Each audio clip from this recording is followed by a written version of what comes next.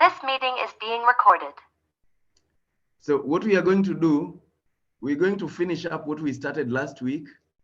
That is talking matters of faith. There were questions that were coming and lots of people did not contribute. We ran out of time, and yet last week we even went beyond our usual timing.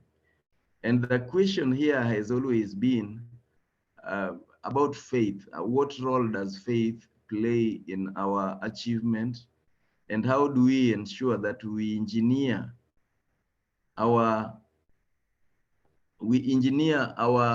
thoughts or our faith to be able to support our goals, our needs, our intentions? That's the common question that all of us at some point, at one point or the other, has to answer. We've gone through a period when lots of people lost jobs, lots of people lost livelihood, lots of people lost their loved ones, and a lot of other people lost faith, lost hope. The question is there something that they could do without looking at the government, without looking at the society? Right now, people are claiming that prices are going up, and a lot of them are blaming Putin. Yeah, if we can't afford something right now, we blame it on Putin. The question is that true? And does it mean that we are also part of the victims, or we are victors? So that is something that we've got to answer.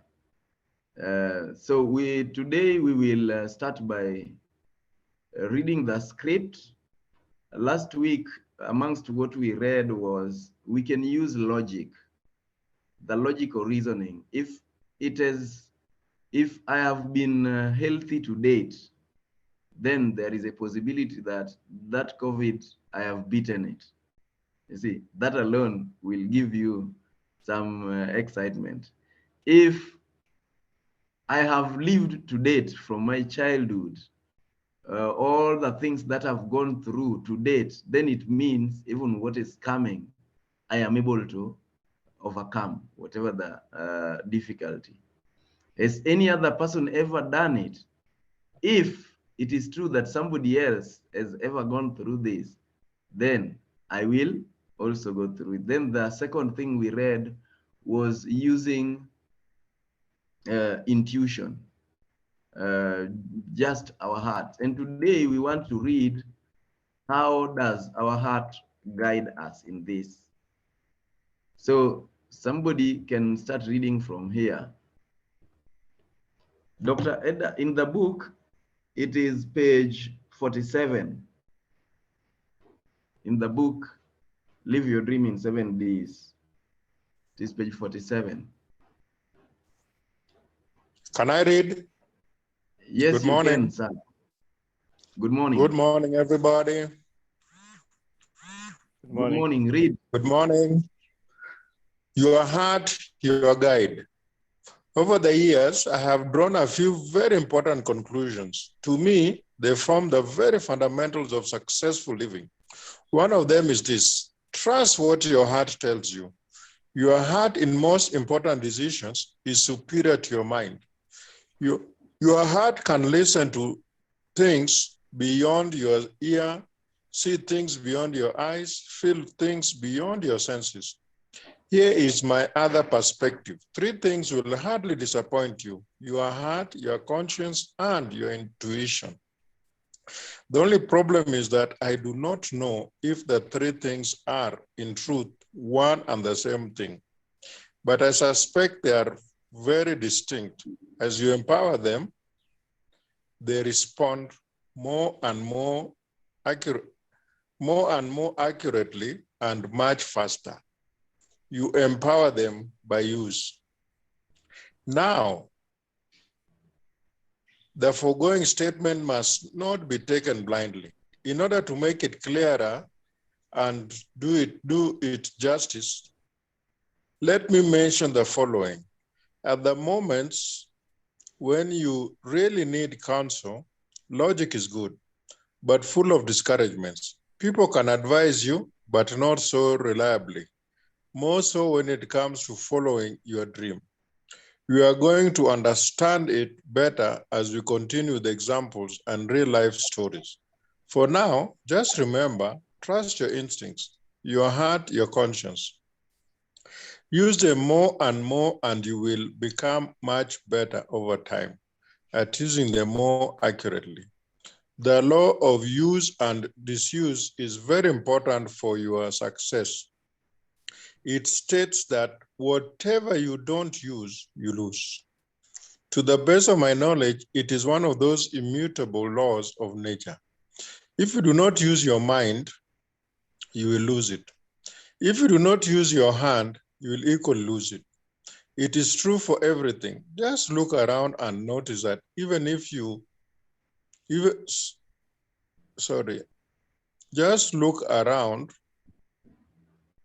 just look around and notice that even if you do not put your car, house, or whatever it may be to use, you're more likely to lose it.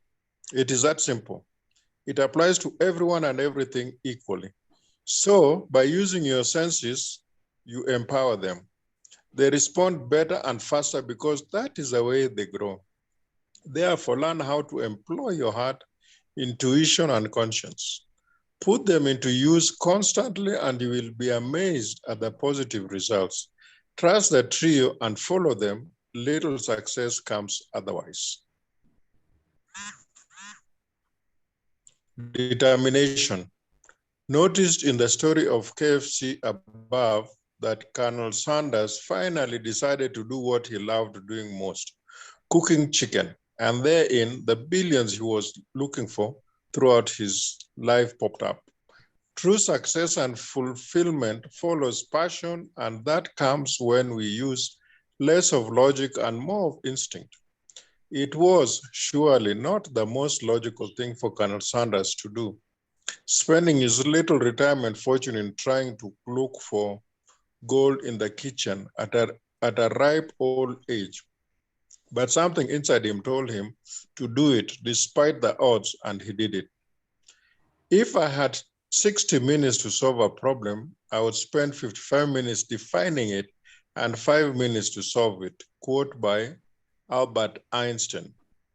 The other thing to note is that he was able to withstand 1,009 rejections. What a staggering number, you may think. Did he do it? It is because he did what he loved. When you follow your passion, failure is more bearable. Creativity sets in, and attitude of determination is quite practical. How to solve problems. Thank you. Thank you. Thank you very much. Yeah, we can read up to that point. How to follow our hearts. The next one about solving problems is fairly distinct again. But this section of being able to follow our hearts finishes the section on faith. Welcome, Josephine. Welcome, iPhone, and Amos, Cecily, and the rest of you, Eunice. So, Ibrahim and Lorna. So let's go on. Any contribution, any interjection, what you've picked? Yes, Odhiambola, I know you may want to start.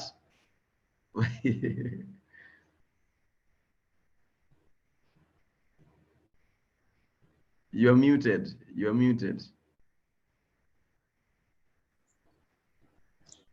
Okay, now that you've read my mind, telepathy at work. Yeah, the lesson, there's very good lesson learned from it, and that is that with success, the success we always strive for we must be very persistent and have that passion, like Colonel Sanders did. He did not. He lived his dream, even if he started it at his in his twilight years. And it's a lesson for us that this quick fix that we like, instant coffee kind of a mentality, is not the best. And I think that's even Scripture tells us that God gives us, brings challenges in our lives in order to strengthen us. We've just come back. We've just come from the past month or so when people are really complaining. It is so hot. It is so hot. Then I'm telling them, listen, why are you crying? It is so hot. You're already in the equator. What do you expect? And anyway, if you find it's too hot, why don't you go to Europe or America, where it is, you'll start crying it is too cold. In other words, the mind is a very powerful tool, and we must set our mind on positivity, positive energy. I like what is it Elsie likes to use, the word she likes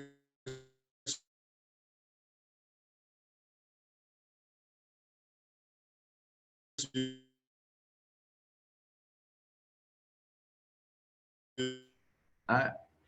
I think we are losing you.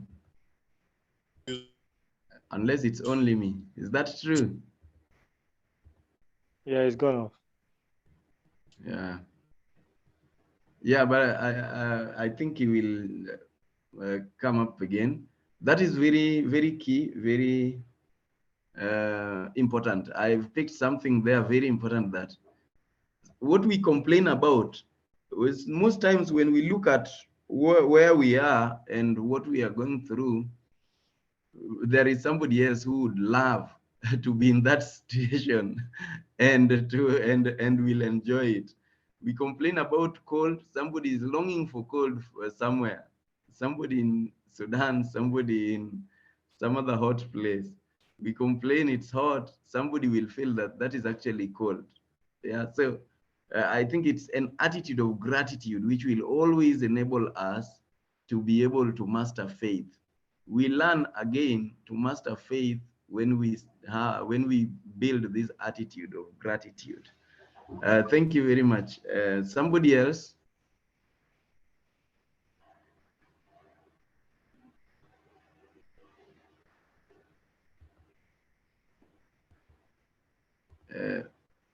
Maurice, today you may want to speak your mind. Maybe a bit later. Okay. Thank you. Thank you. Okay, Otieno Paul Peter. Yes, Dr. Melvin, it's been a while since I heard your voice. Okay, what I wanted to say is that this thing about intuition, Yeah. you know what you are supposed to do. However stupid it might seem to the rest of the world, and however routine it might seem to you, intuitively, you know that this is what you should be doing. So like my brother Odiamolale has just said, he likes writing travelogues, okay? And he is doing a major project in that area because it is something that he intuitively knows he has to do. There are many naysayers, okay, who will try and dampen his resolve in that area, but he is doing it anyway, and it will bless him in many ways, including financially. So thank you for this very good passage. What caught my eye was the bit about intuition, because intuition is expression of intuition is the highest level of consciousness. And this sometimes comes when you're at the end of your career, when you're not pleasing people around you, fellow workers, bosses, family members. You have very few friends now, like Colonel Sanders. When he had reached retirement, I'm sure nobody wanted to deal with him. So that's when he reached his highest level of consciousness, where his intuition told him, go back to the kitchen. So that's what I wanted to say. Honorable Peter. Thank you very much. You've mentioned something very, very important in our pursuit and in building this faith. As long as we want to please others, we will never make any meaningful progress. You see, because like I think it's John who said, when we get this dream, when we get this desire to pursue a certain goal, it is not a conference call. It comes to us. And when it comes to us, it is us who feel the urge to go and do it. I wonder how many people got the call to save the world, to save humanity. It was only Jesus. Yeah, it was only Jesus who came to do that. And if you look around, we will always have our own inner urge, and people whom we've seen growing and becoming those known, those renowned, they make history, they become timeless. They did some brave acts that defied logic. And this is why we are saying, to a certain level, logic alone cannot work. Logic will work with what other people have done. But more so when you are going through territories that are uncharted, it is very difficult to use the logic. You must use your heart. As long as your heart tells you this is the right thing to do. I've seen this many times, more so when people want to change careers, or when they are feeling urged to go start some business and do, but they feel clipped because people will ask now, what the heck are you doing? Why are you putting your family, your loved ones into trouble and all those things? So we do not follow our hearts. We start following what other people think is good for us. 100% of the times, you'll realize that what is good for you, your heart already knows it.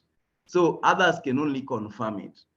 Yeah, and you will feel like some of them know what you should do. And that's why you'll find a very few number of people around you can encourage you into an unknown territory. Others will tell you, be careful, be careful. And that word, be careful, brings in some doubt and puts in some friction into your movement. And then you do not take appropriate risks, and more so at the right time. Remember, there is something to do with the timing in the risk. Yes. If somebody, even in investment, Melvin will tell us, yes, if you wait for everyone else to invest and then you jump in, you will be late. So your timing will be very crucial in demonstrating faith. I wanted to use the example of Peter.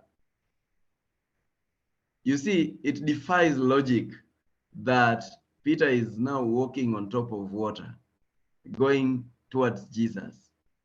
And now, depending on whether he consulted some other experts about floating, about Archimedes' principle and all these other things, he would not do such things. Yeah. But then in faith, he's doing it because just one person urged him to do it. Even if we look at their fishing, it defied logic that somebody who is not a fisherman comes to tell you to do it, dip your net. You've been doing it and you know that we usually do it at night, and we did it the whole night and there was nothing. Then it tells you, now do it on this other side of the boat. The question is, does fish have a boundary that if you do it on this side of the boat, there is no fish? If you do it on this other side, there is. It defies logic. Faith is a great thing in our business, in our career, in our progress. Yes, somebody else can contribute. Hello? Yes, Dr. Eda.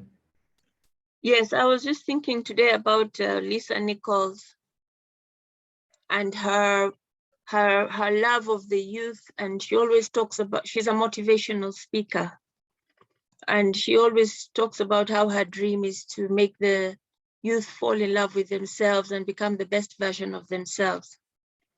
And I think about 20 years ago, I'm not so sure, she was in a position where she actually didn't even have money for diapers.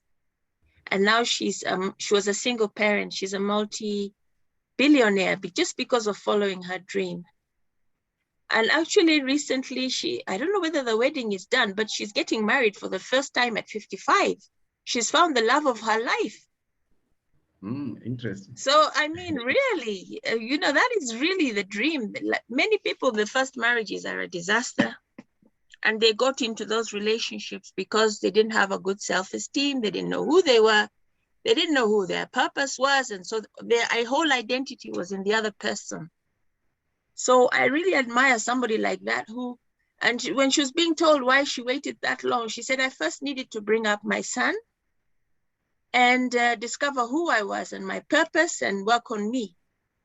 So I think such a person is an example of how just having faith in what she's doing and following her dream and following her purpose, which brings her so much happiness and joy, has ended up giving her the life of her dreams. Thank you. Thank you. And that's why we say, when we are experiencing some challenging times, I don't know what attitude we should wear. I don't know what attitude you yourself wear as an individual, wherever you are. But it's important sometimes, if we are losing faith, to say, Lord, increase our faith, help our unbelief. Because we have what it takes, but if we don't use that potential that we have, the very law of use and disuse creeps in. We keep feeding. Somebody said we always have some wolf, the two wolves in our body. I think you mentioned wolves. So depending on the one you feed, either the wolf of negativity or that of positivity, depending on the one you feed, we grow them. If we feed our faith, look, starting small, from the small things that you've seen, from the little testimonies, from the small victories that you've made, then we grow in that particular faith. But if we don't feed it, we keep feeding our fears, we keep feeding our negativities, we keep feeding, even last time I did this, I failed, this time I failed, whatever, then we will only get more and more failure in our lives. So it's very important. You've talked about also identity. It is self-awareness, and most times you'll be surprised that we hardly know ourselves. We hardly know our potential, and we hinge our potential on what other people tell us. We want to evaluate our capacity according to what other people are talking about us. If somebody says, that one can't make it, we buy that, and that becomes us. And we fail to listen to the inner voice that tells us we can do it. Let me give you a good example. On Saturday, I was attending a recollection, and the priest who was facilitating this gave us a very nice story. He was, when he joined the seminary, he was at one point chased away. That is very normal for people who go to become priests. At some point, you are sent home. So he was written a letter by from the moment you receive this letter, you are no longer a seminarian. So he came back to Nairobi. He was in a different place. Came back to Nairobi, was very disturbed. He went for mass at St. Peter Clever's. After that, he went to mass at Holy Family Basilica. After that, the very same day, he went to Uhuru Park, just sleeping there and wandering. And then he thought that there is another church around the university here, and then went to St. Paul's and asked, is there a mass here today? and he was told the only remaining mass is in the evening. So he went somewhere, waited, and then came back for that mass. And he says, I sat at the door. I remembered that there is this story about the tax collector who sat at the door and his prayer was answered. I sat at the door, yeah, just at the back of the church. And I told God that I'd want to be a priest in this church. That, remember, I did not say I want to go back to the seminary. I was already at the end. I'm a priest. I want to be a priest in this church. That 2 weeks later, I received a letter that you are readmitted to the seminary. And I received the letter at 4. By 6, I was already there. I did not want anything to change. You might just receive another letter. And a couple of years later, after ordination, immediately you are issued an appointment and it's read there. And it's told you are going to be assistant priest at St. Paul's. That I had even forgotten that that was my prayer. But there it was, it happened. The same thing happened to him after St. Paul's. He went to another parish. That very parish, he had been posted there as a seminarian, but the priest there chased him away. That, no, I don't think you can make it here. You must go elsewhere. So here is going to be the one to replace that priest, and the priest is now handing over everything to him. Let's take this faith, the words that we confess, the intention that we have, and we feed into that particular faith, into the dreams that we have. Yes, any other contribution? Good morning, everyone. Good morning, Cecily. I think the thing that helps people keep the faith is keeping focused. Just to use your story of Peter walking on water, he walked on water when he was focused on Jesus, because he was looking at Jesus who was walking towards him. But the minute he looked down and his mind registered that he's walking on water, then he began to sink. So I think it's to constantly remind ourselves the reason for why we want to do whatever it is that we are doing, so that we keep our focus and are not distracted by the naysayers, by maybe lack of finances. But if we just keep focused, then everything will work out. To give an example, a friend of mine came in 2020. She lives in Mombasa. She was diagnosed with cancer. Her medical cover was already low from being in and out of hospital as they tried to diagnose. When she came with the fear that she has no money and she wants to be cured. So we prayed and asked God to help us keep focused on that she's healed and that He will provide. And provision came. She had 6 chemos, all were paid by different people. So when you keep focused, now she's cancer-free. So she focused on getting well, not on the illness. Now is when she's looking back at the photos and saying, oh, I was really sick. So I think if we keep focused and pray and ask God to guide us, things will work out. Thank you very much, Cecily. You've put it very rightly. I always say, the moment we stop looking at our goals and start looking at the troubles, then that is the time we sink. That is when we lose faith. And that is a very good example you've given us. I remember a story I read for Robert Kiyosaki in his book, Cash Flow Quadrant.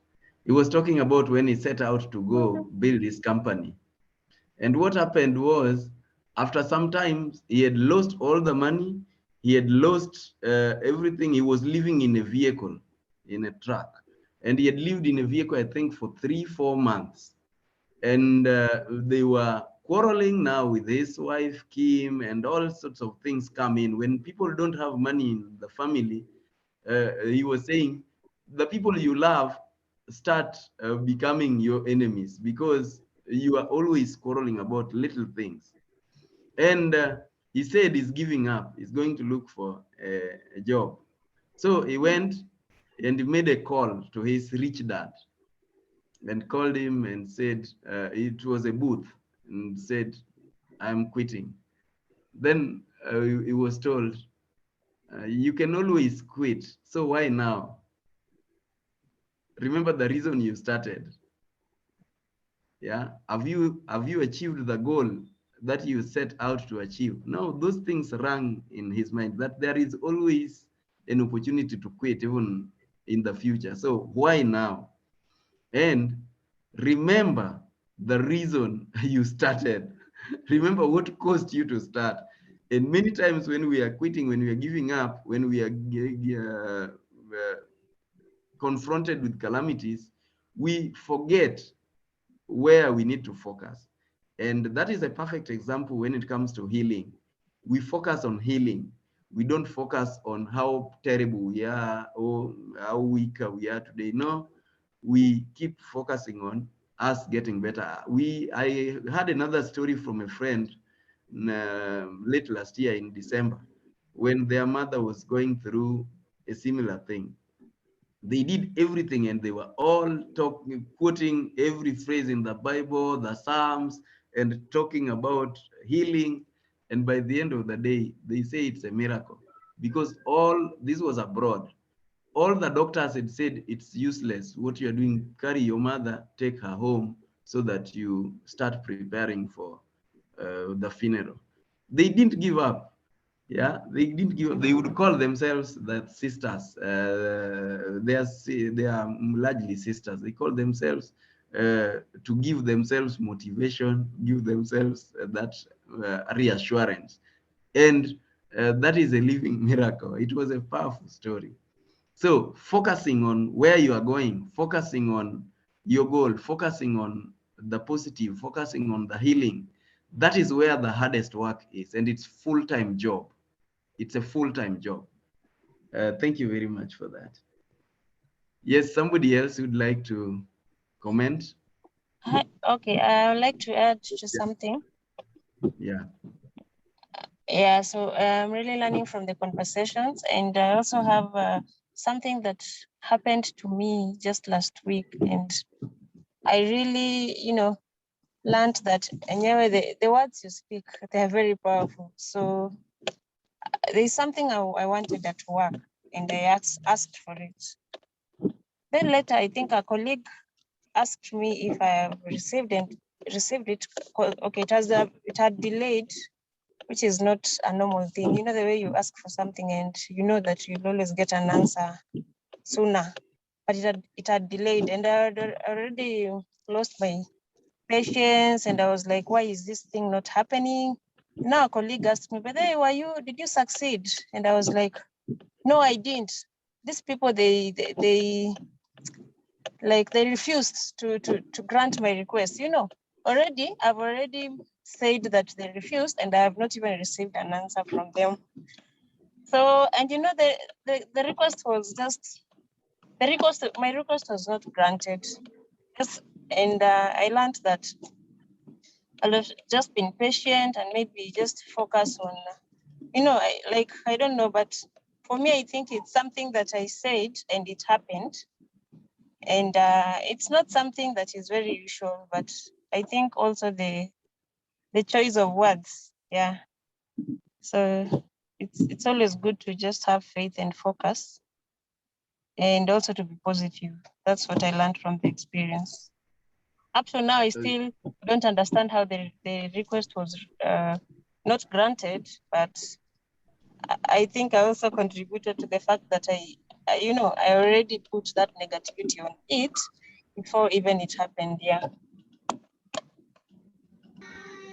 Thank you very much. What you're saying is very true, very practical. The words that we choose is very important. Actually, before you logged in, I think before you logged in, we were talking about when somebody asks, how are you doing? And then you say, not bad.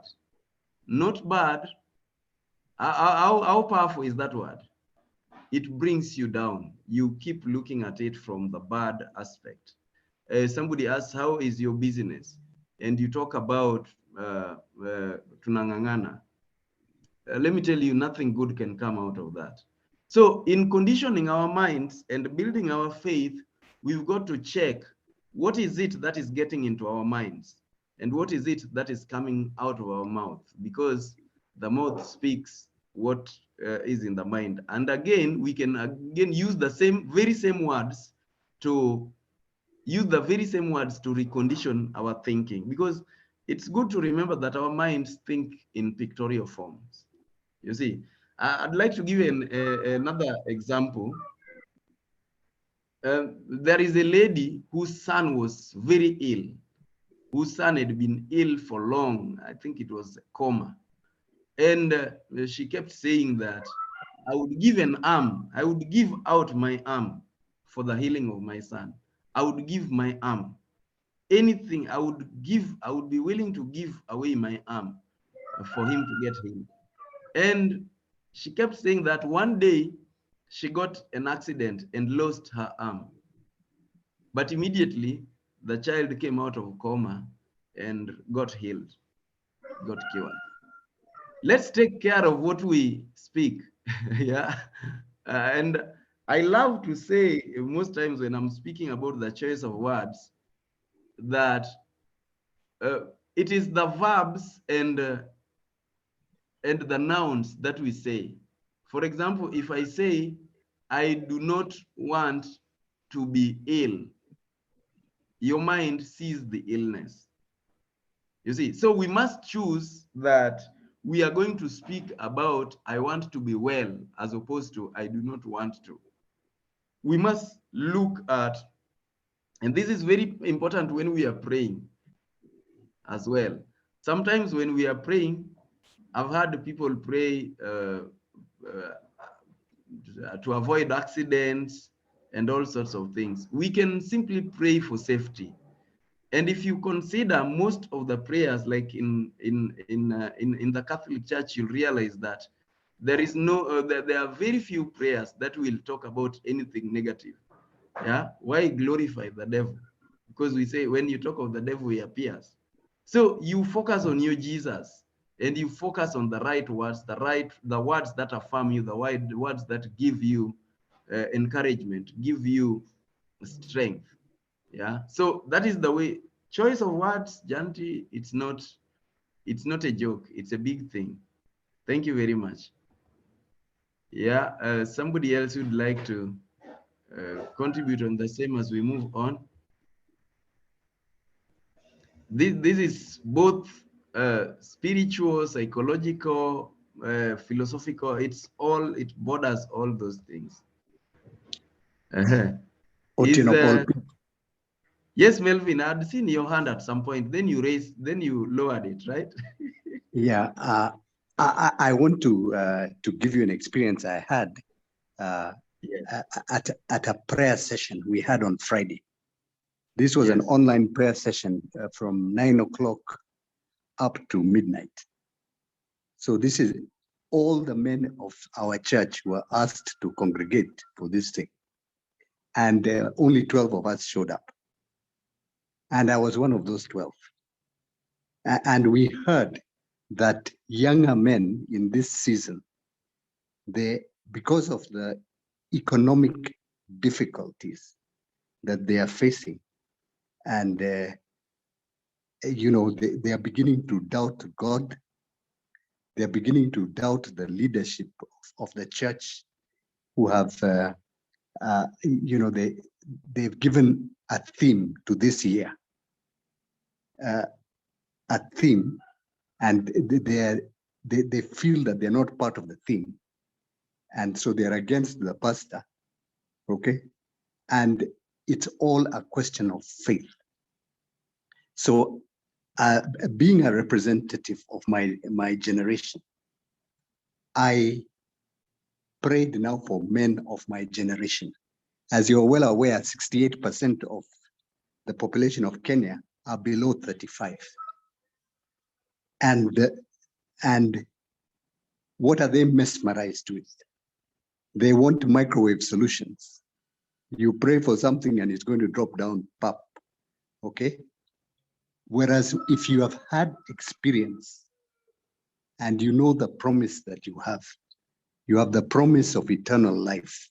Whatever will happen to you in between, okay, is not going to deny you being in the presence of God when you depart from this world. So these minor hiccups should not deter you from your resolve to be an effective witness to the power of God in your life, because you were created in his image and likeness. In you are the seeds of greatness. So and then what happens is that you're on a very long journey to discover your purpose. Some people like Colonel Sanders discover their purpose after they have finished their working life. But people like Colonel Sanders and people like Otieno Paul Peter can inspire you to have more faith, to look beyond your present circumstances into the possibilities that are there for you, to manifest the talents and giftings that you have been given by God for his greater glory. So I encouraged the younger men to interact with older men who've been through all these turmoils in life. But you know, the millennials and the Gen Zs of this world, they see themselves as having the solutions for whatever problems they perceive they have. Over to you, OPP. Thank you very much. Thank you very much for that. Yeah, that is something that is happening, and that is something we love to say, that you give God deadline sometimes. Yeah, a friend of mine used to say, you tell God what you want, but then when God is preparing it, you've already given up. You're saying, kama hutaki acha nijisort. Thank you. Josephine, you wanted to say something? I saw your hand up. You can hear me? Yes, I can. I just wanted to add to the idea of positive thinking and what you say, and it even goes deeper than what you say. It's what you desire. Remember, God said that he gives us the desires of our hearts.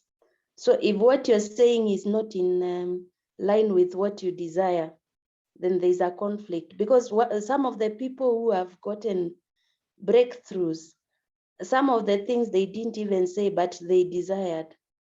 So let's be careful in what we desire, and let us align it with, if you can desire something and now talk positively about it, like you have already, remember, Paul tells us that when you are strong, when you are weak, don't say that I'm weak.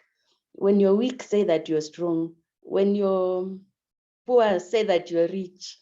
I remember there is a time I didn't have a coin in my pocket, but I never said at any point that I'm poor.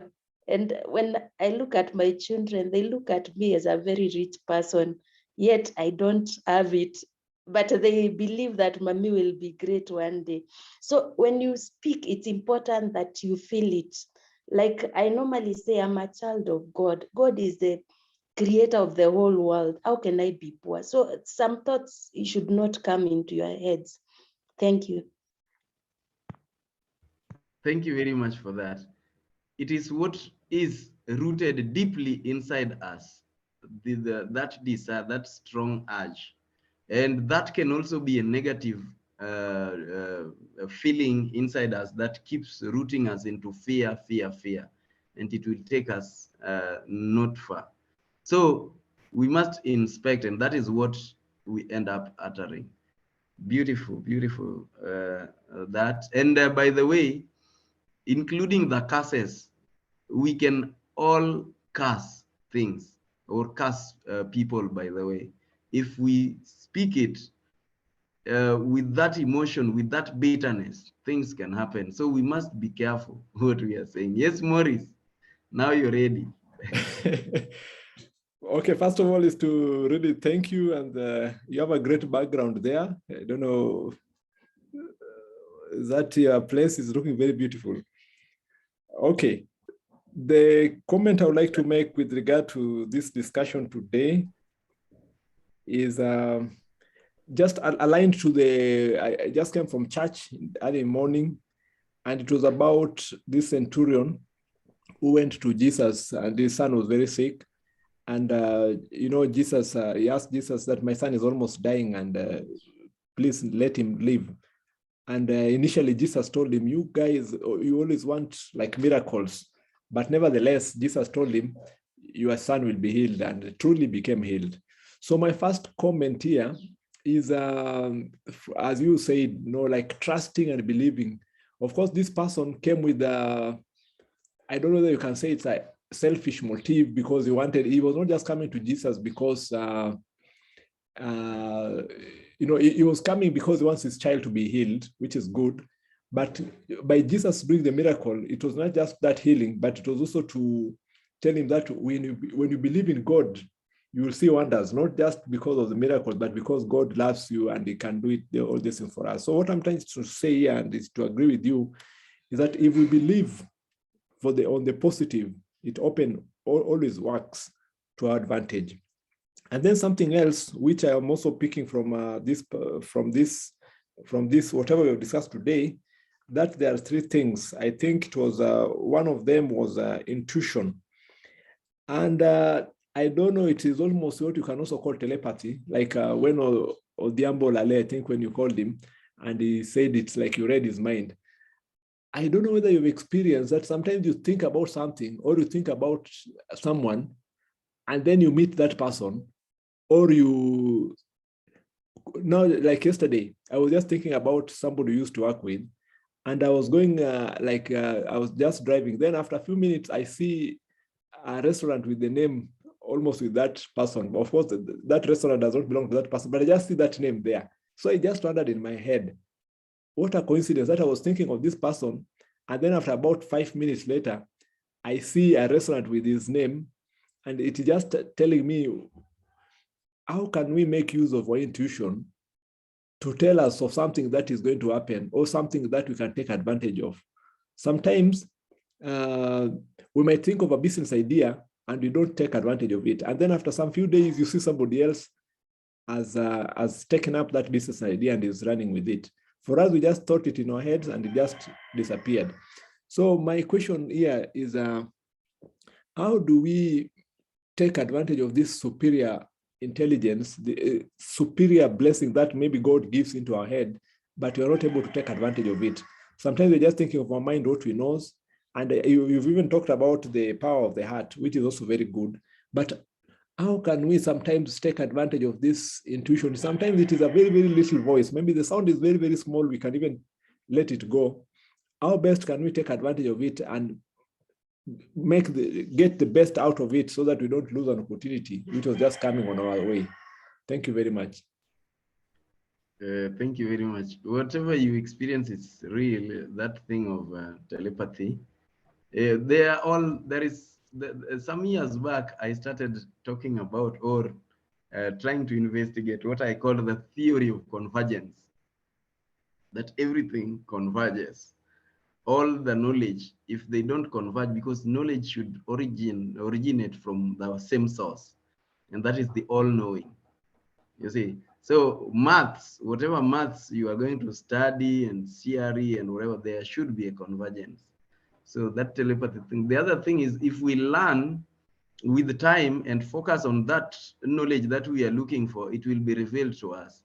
There could have been something that was happening to that person, and maybe you ought to have called that person if you had his or her number, and maybe something else would have happened. One thing I've learned to appreciate, and has always worked for me, is if an idea pops in my mind, for example, talk to so-and-so, I do it.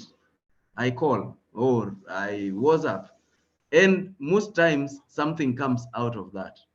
So it is something you need to, and that is what we were saying, what you do not use, you lose. If you keep practicing that, it will grow. And that is the way your heart will keep guiding you. In this situation that you are going through, in this particular solution that you are looking for, call so-and-so. If you rationalize it, it doesn't work and it will keep diminishing. But if you keep following that promptness, it works for you and it keeps growing you. I know we will continue to talk about that as we conclude. I would like to invite Elder Musa to tell us something with respect to this faith thing. Yes, Paul Peter, thank you very much. I will be a bit brief because I know time is already up. I know you know this book called As a Man Thinketh, a very interesting book and a beautiful one. For Yeah. that matter. When you put faith to test, and when you put your word positively, there is a high likelihood that what you speak will germinate and grow to something. I like what somebody said that I am rich. There's a lady who said, I don't remember the name, who said that my children look at me as I'm a very rich person. And sometimes you're going through a very tough time, like what Kenyan said, for ground with about it, but in your mind, you're just saying, I'm rich. The same thing with faith. So what we try to teach is to have you have a positive mindset and encourage you that it is not by might, not by strength, but God has got a control in what you are about to achieve. Now, we also program the mind to speak positively. So even if you are broke and you're going to pray, the prayer is like, I'm broke. No, we are not saying you say, I am broke. We say, I am going through financial. I'm trusting God for a financial breakthrough. That simply means I'm trusting God so that I get money. With all fairness, that is the essence of it. So in terms of having to build your faith, you also need to, over and above what others have said, and apologize jointly, you also need to rely on other people whom you can count on. People whom you can look at from an angle of spiritual maturity and giants in the faith within the church, so that when you find yourself off the rail, these people can tell you this is the direction walk you in. Because somehow, when you walk alone or independent or isolated from others, you shield yourself from getting advice from even relevant people.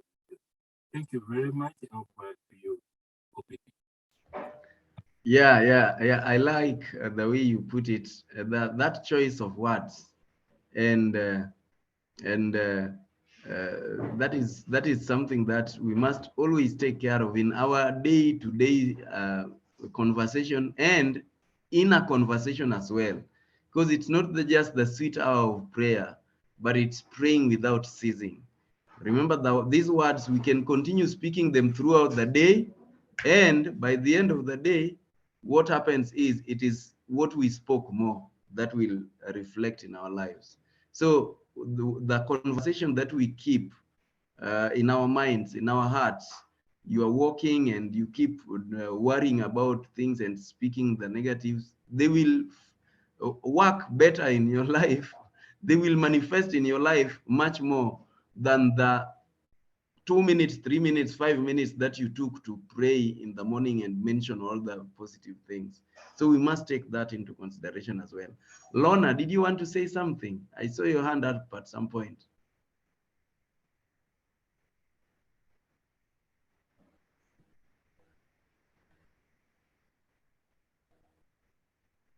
Lorna? Okay, any final comment before we conclude from anybody as we conclude Oh. on this topic? Yes. Yeah, as usual, it seems to be my default setting is about parenting and how important the parents are as teachers, as coaches, as mentors, and in the mindset of their children. There's something called a fixed mindset and something called a growth mindset. And studies have shown that children who are praised for being clever tend to have a fixed mindset. And children who are praised for being for their effort tend to have a growth mindset. You see, when you praise the child and you tell them, "Oh, you're so clever," then the child gets so terrified of letting you down that they're consumed with looking clever all the time. So they will never ever take anything that's challenging, you know. They view setbacks as something that's a sign of failure with no chance of growth.